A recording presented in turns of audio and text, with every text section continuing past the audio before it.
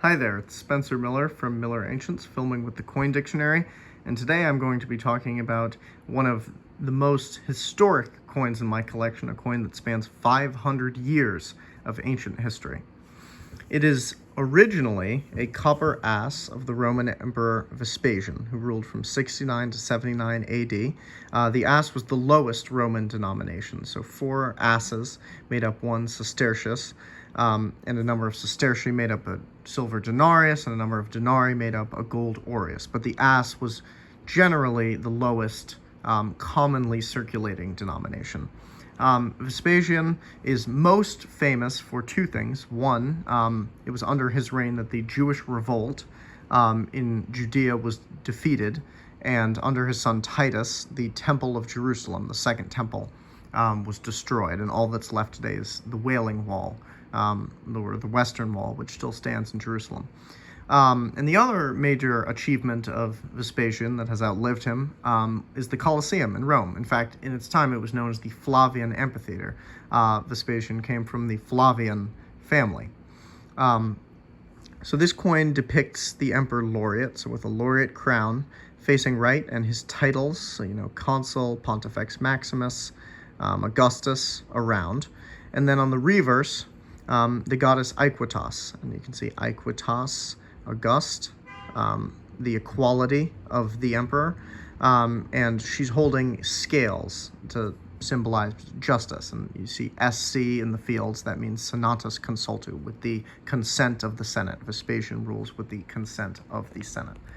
So this coin would not actually be really noteworthy. It'd be sort of just an ordinary, in fact, rather beat up early Roman bronze issue. But what makes it amazing is this XLII at the bottom, and that means 42, 42 nummi. And that was carved by the Ostrogoths, a Germanic tribe that invaded Italy in the late 5th century BC in the wake of the Germanic migrations and invasions of the Western Roman Empire that destroyed it. So these carvings date from about 5 centuries after this coin was struck.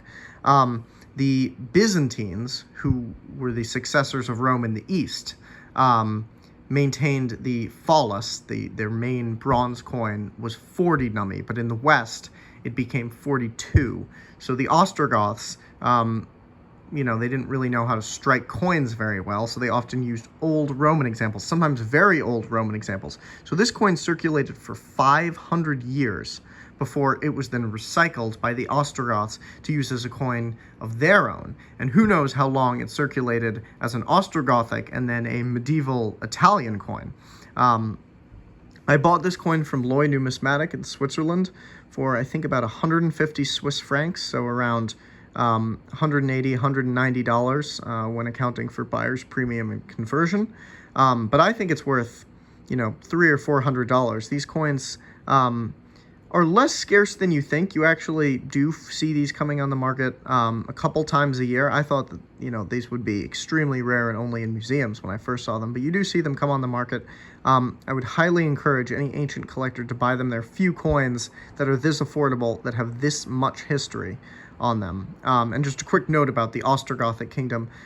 It was one of the most successful of the Germanic states in post-Roman Europe.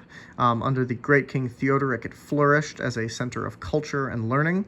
The quadrivium and trivium, the basis of high medieval education, were actually developed at the Ostrogothic court, until the kingdom, after Theodoric's death, was conquered by the Byzantines under Justinian in a brutal 20-year war that really devastated the Italian peninsula.